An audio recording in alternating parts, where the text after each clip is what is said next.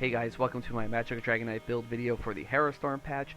Not much has changed from the previous build. All we did was swap out a 5-piece DPS set for a new and, in my opinion, better 5-piece DPS set. So let's just jump into this right away. We are running an Imperial Dragonknight. I like Imperial for a number of reasons. The increased health, the increased stam, the red diamond passive, and one ability that Dragonknight gets that helps proc that passive pretty much on cooldown, which I'll be talking about a little bit later. But some other good races for this build are Breton, High Elf, Dark Elf, or Nord. Any of those work for this build, any of those is fine. Imperial just ended up being my personal preference. We are running 64 points into Magicka. We are running, so this says 39, the build sheet that I'm going to leave in the description, the USP build sheet actually says 38.8, and I believe this is actually happening because of the Mage's Guild passive, where you get additional Magicka when you have a Mage's Guild ability slotted. And I think what's happening is when you swap to the back bar and the front bar enough times, the buff just gets stuck and it applies to both bars, because I have noticed this happening recently, so I'm not sure if that's a bug, if that's a new bug, a bug that's always been there. But this says 39. Your max magic is going to be 38.8 exactly. We are running 25k health, 17k stamina, a base 2k spell damage with just below 1400 regen. We are running the Atronach as our Mundus. We are not a vampire, and we are running spring-loaded infusion as our drink. He's very excited about that.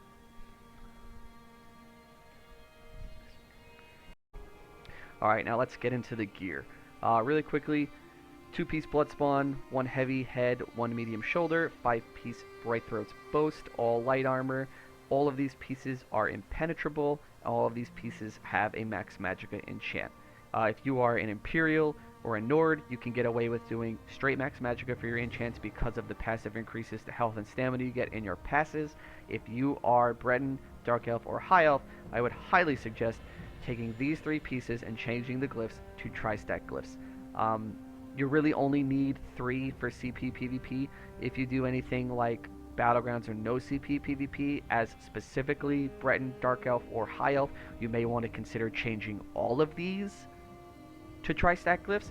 You can even get even crazier and change all these to triune as well for that. But like I said, if you're an Imperial or a Nord, you really won't have to do any of that, whether it's in CP or no CP. Our second 5-piece set is Scathing Mage, and we are running that as 3-piece jewelry and an Inferno staff. And our final 2-piece set is our back bar set. It is the Potentate set. And before we get into the skills portion of this video, I just want to talk about some of the sets in this build and what they do and why I stuck with them or changed them. So we'll start off with Blood Spawn. It's definitely not Burning Spellweave. Blood Spawn is by far the best open world monster set in PvP. You get so much out of this. You get, as a Magicka build, you get the off-stat sustain and the stamina recovery. You get the increased resistances, makes you way tankier. You get the ultimate regeneration. More ultimate means more ultimate usage. More ultimate usage means more sustain because of our battle roar passive. Like, this really is just a no-brainer for Magicka Dragonknight. You definitely want to use this 2-piece, especially if you're playing outnumbered. I'm sticking with Bright Throat's Boast this patch because there were no changes to DK Sustain in this patch, so there's no reason for me to get rid of this set. It does a lot for us. It gives us a ton of recovery, which helps our sustain, and it gives us a ton of max stat, which helps our damage out. And we are using this with Spring-Loaded Infusion because Spring-Loaded Infusion is unique in that it is classified as a drink but gives you tri-stats. So you can keep the relatively balanced stat pool that you're used to using tri-food while also benefiting from the 5-piece of Bright Throat's Boast. If you were using something like Witch Mother's Potent Brew to activate this 5 set, well, you would have more magicka and you would have more magicka recovery. You would have much less stamina. You would have around 12k stamina. And on something like magicka sorcerer, for example, that might not be so bad because you have the high mobility of that class being able to streak and things like that. But for Magicka Dragonknight, you really do not have any forms of mobility outside of using something like Race Against Time, and even then, it's still very difficult to move around as much as something else like a Sork. So you definitely want to make sure that you have an ample stamina pool to be able to deal with, CC breaking, being able to roll dodge when you need to. So spring-loaded infusion is definitely the way to go when you're using this set on a Magicka DK. Our back bar set is the Potentate set. This is just a really good defensive two-piece. This was buffed last patch, and I'm sure you've seen a lot of it. I'm sure you've used it, and this is a staple on a lot of people's builds for their back bar set, save for stamina builds who like to use Black Rose Prison dual wield, for example. This just gives you a 5% damage reduction from players. So if you put this in conjunction with something like Temporal Guard, which gives you minor protection as well, those two things stack, it goes in with your resistances and everything too, and you just become really tanky on the back bar. I won't say this makes a huge difference. It does make a difference, and the big thing for me with this set versus something like Death's Whim that's going to give you straight resistances is that this 5% cannot be touched by Onslaught. If you were to use something like Death's Wind to get the increased resistances, Onslaught is only going to hit you harder and rip through you that much better because you're getting resistance versus something like minor protection, or in this case, the two-piece bonus that reduces player damage by a flat 5%. So I prefer to go with this over something like Death's Wind because of the prevalence of Onslaught. Our last set, so Scathing Mage got a really good buff this patch. If you've followed me in the past and seen some of my videos, I used this in a build probably about 7-8 months ago. I really liked it, but the uptime, while it was pretty good, wasn't good enough to justify using it over something like Burning Spellweave or just sticking with the consistent damage of Silks of the Sun. But because of this buff that it received, I've completely changed my opinion on that, and I think this is much better than Burning Spellweave is. And I think while Sun is still a very consistent form of damage, this set now is up enough that I don't feel like I have to use that all the time. So the change that Scathing Mage received is that in the past, it had a 20% chance to proc off of direct critical damage. Now it has that same 20% chance to proc, but on just direct damage. And direct damage is pretty much any form of damage you deal. It's a light attack, it's an ability, it's the initial hit of a dot, it's it's an AoE ability, it's like direct. There's just so many forms of direct damage in the game that this set has a much easier time of proccing now that it's just direct damage instead of that damage having to crit. There was also an under the hood change to this set where previously it considered the first tick of a dot ability as a direct damage attack. Scathing Mage no longer does that. So the initial hit is direct damage, but the first dot tick is no longer direct damage. They also changed the duration of the proc from 5 seconds to 5 seconds down from 6 seconds, as well as the cooldown to 5 seconds down from 6 seconds. So even with that difference, which I really don't know why they did it, maybe they just like the even number, or not the even number, but the 5 seconds versus the 6 seconds. I don't know. I really don't know why they did it, but it doesn't really change anything. This set still has the ability to proc again as soon as the proc expires, and that's a big part of why I think this set is really good and much better than Burning Spellweave in particular, because there is the potential for very little downtime, whereas Burning Spellweave has an 8-second, while it has 3 seconds longer uptime, it does have a 4-second uptime before it can proc again. And with Scathing Mage in particular, this set has a much better proc chance on Magicka Dragonknight, and I'll explain that in the skills section of the video. But for now, just know that this set is much better than it was previously. You can make use of it on just about any Magicka class, but you will get the most effective use out of it on a Magicka Dragonknight currently.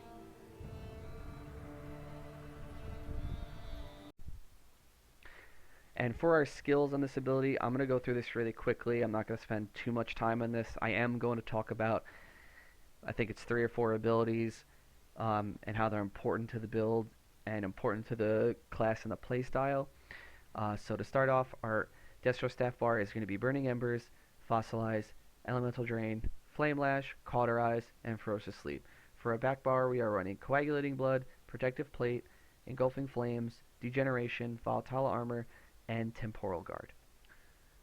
Elemental Drain is a really important ability for Magicka builds in general. It offers them a lot of damage in the form of Major Breach, reducing the opponent's spell resistance by 5,280, and it also gives us a ton of sustain in the form of Minor Magicka Steel. So with Minor Magicka Steel, whenever you do damage to an opponent, you gain 300 Magicka back, and this effect can occur every second. There is no cooldown on it. So if you have Elemental Drain on a target, and you apply a dot to that same target, Minor Magicka Steel will be giving you 300 Magicka back every second, which effectively becomes an additional 600 recovery that you can add into your recovery stat on the build. It's really important.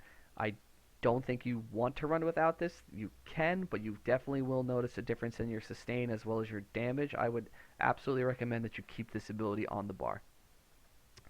Flame Lash versus Molten Whip. I'll start out saying it right away. There is no wrong choice. Either one is very good. There are differences to both, obviously. Flame Lash gives you a little bit more staying power in a fight because of the heal over time that it gives you. Your sustain is also going to feel a little bit better when using Flame Lash because you're not spending as much time spamming things like Cauterize and Burning Embers on your target to build the Seething Fury stacks. So you can save the Burning Ember and let that build up not only for damage but for a big return on the heal as well. Flame Lash also deals more damage than a fully procced Molten Whip, but only if you land the Flame Lash and the Power Lash combo. And that only is a big only because the Power Lash can be dodged. And once the Power Lash is dodged, you can no longer use it until your next stun window, until your next burst window, pretty much.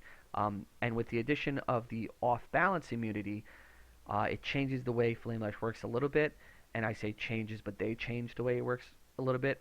So right now, with off-balance immunity, when you can use an ability that consumes the off-balance proc, that target will be immune to off-balance for, I believe it's something like 15 to 18 seconds in that range. So what they did for Flame Lash is now, in addition to be able to using Power Lash on immobilized and off-balance targets, you can now use Power Lash on stunned targets as well. And the way that's going to make it so that the bread and butter, tried and true Flame Lash, Power Lash combo does not really feel any different on Magicka Dragonknight is because of the way Fossilize works. So currently what's going to happen is your first Power Lash window, you're going to fossilize, they're going to become off balance, you're going to consume the off balance proc once you Power Lash them, and now they can't be put off balance again for that 15 to 18 seconds. So now what happens is on your next stun window, when you fossilize, when they break the initial fossilized stun, they become stunned and immobilized, so you have both of those status effects on the target at that time. So you can now Power Lash them again.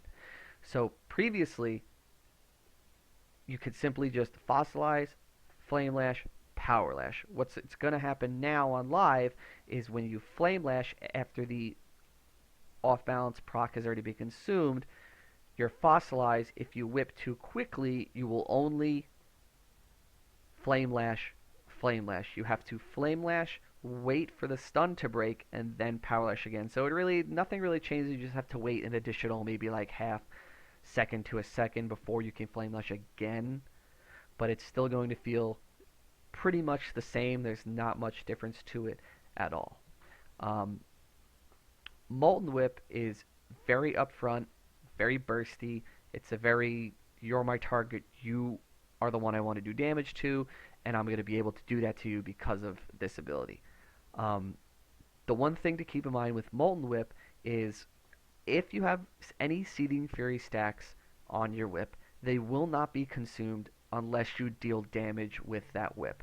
So for example, if you have three stacks of Seething Fury on a Power Lash and you fossilize somebody and they break out of it and roll dodge before you can get the Molten Whip off, which, like I said, this is an example that usually doesn't happen, but in the case that it ever does, if they dodge roll that Power Lash, you do not lose the Seething Fury stacks. So as soon as they recover from their dodge, you can Power Lash them again for the full amount. So that's a key difference between the two abilities to keep in mind. Like I said in the beginning, there is no wrong ability. Both are really good. Both serve a purpose. Both are really good at that purpose. It really just comes down to preference and what you want to do with it.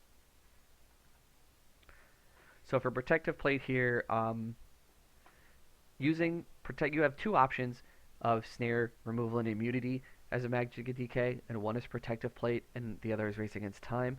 I go back and forth between these all the time, and it really comes down to situation. What I feel like I'm fighting is more range, casters and things like bow users, things like Magicka sorcerers or Magicka Nightblades, I'll tend to stick with a Protective Plate because I can reduce their damage by 50% with it.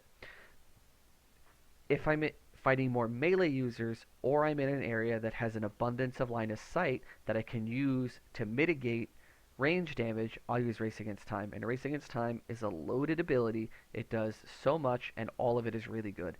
You're going to get Major Expedition for 4 seconds, Minor Force increasing your crit damage for 12 seconds, and you're going to get the Snare, Root, Immobilize, Removal, and Immunity as well. So you can definitely go back and forth between these two. Like I said, this sort of depends on the situation, what you're fighting, where you are, so just make sure to keep that in mind as well. Volatile Armor is the most important ability on this build. There are people who like to use the two-piece monster set Mighty Chudan because it gives you static major resolve, so you don't need your class armor buff, so you can open a slot for something else. With Scathing Mage in particular, you absolutely 100% need Volatile Armor on your build to make Scathing Mage much better than it can be on any other class. And the reason for that is Volatile Armor's return damage. So the way Scathing Mage works, like we talked about, is that it procs off of direct damage. When you have Volatile Armor up and you take damage, you return magic damage to the opponent. And that magic damage is direct damage. So basically, whenever you're in combat, whenever you have people on you, whenever you have dots ticking on you, whenever you have somebody beating on you with something, everything they're doing is returning damage to them and returning direct damage to them. So that form of direct damage on top of your own form of direct damage between you casting your light attacks, abilities, and things like that just makes it so you have a ton of more opportunities for Scathing Mage to proc. When I first tested this set after the buff on PTS in some duels and everything like that, any type of build that was using dots, Scathing Mage had anywhere between like a 64 and like 69-70% uptime on that build. It's actually nutty the uptime you can get on Scathing Mage on a Magicka DK because of Volatile Armor. So you absolutely 100% need this ability on your bar for this build. I would say that this ability is the cornerstone of this build, and it makes it work the way it does. There was an under the hood change to Volatile Armor in that the damage return effect, the range of it, was previously infinite. So if you were in melee range, if you were 7 meters away, if you were 30 meters away, if you were at the goddamn gate trying to get out of Cyrodiil and you had anything dealing damage to this Dragon Knight with Volatile Armor on, you would take the return damage. Now that range has been reduced to a maximum of 7 meters. And that is not so bad because our Flame Lash is also 7 meters. So the rule of thumb here is that if you can whip it, it will be receiving return damage when it deals damage to you. So as long as you're able to deal damage with your whip, you will be getting those extra chances for your Volatile Armor to return damage and help you proc Scathing Mage.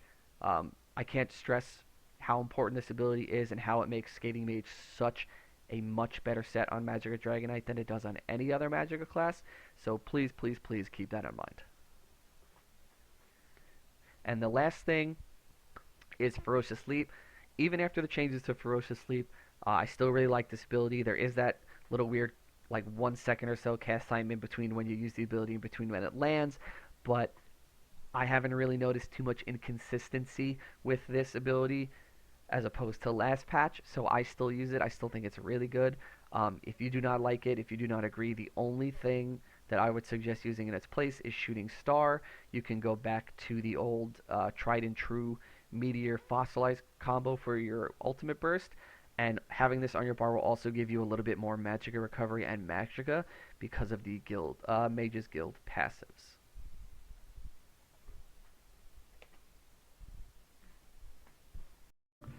Alright, last and certainly not least, everybody's favorite part of this game, champion points. So to start off on our green tree, we are running 56 into Warlord, 34 into Sprinter, 75 into Arcanist, 45 into Tenacity. You want to make sure you have 120 into this tree for wind running specifically, increased movement and mounted speed by 2%, and increased health and magic recovery by 10% while sprinting. We finish off the retreat with 20 into Tumbling, 40 into Shadow Ward. If you disagree with these numbers anywhere, or you like to dodge roll more than you like to block, you can just kind of change these to whatever suits you. For a blue tree, 51 Elf Born, 64 Elemental Expert, 51 Spell Erosion.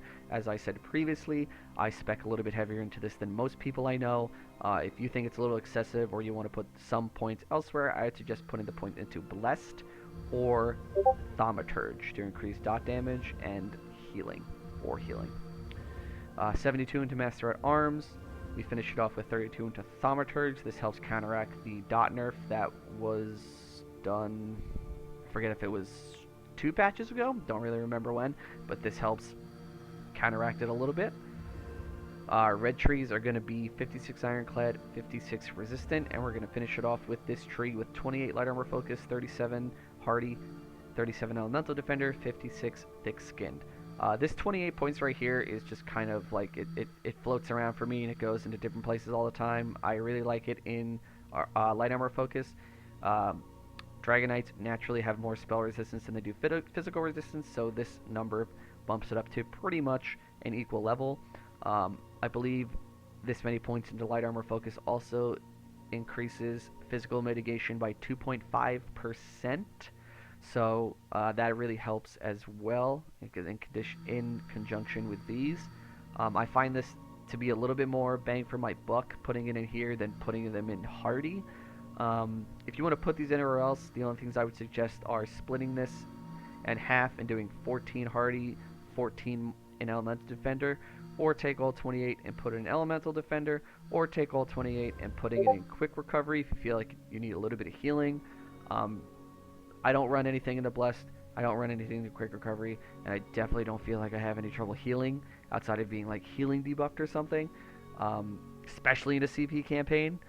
So I don't think you'll need to do this, but if you want to, the option is always there. Alright, so that's going to be the build video, guys. I hope you enjoyed. I really enjoyed putting this build together more than some recent ones just because of the Scathing Mage change. I really love this set. I'm really hype about that set. I think it's a good set. I think it's one of the best raw spell damage sets a Magicka build can use right now in PvP.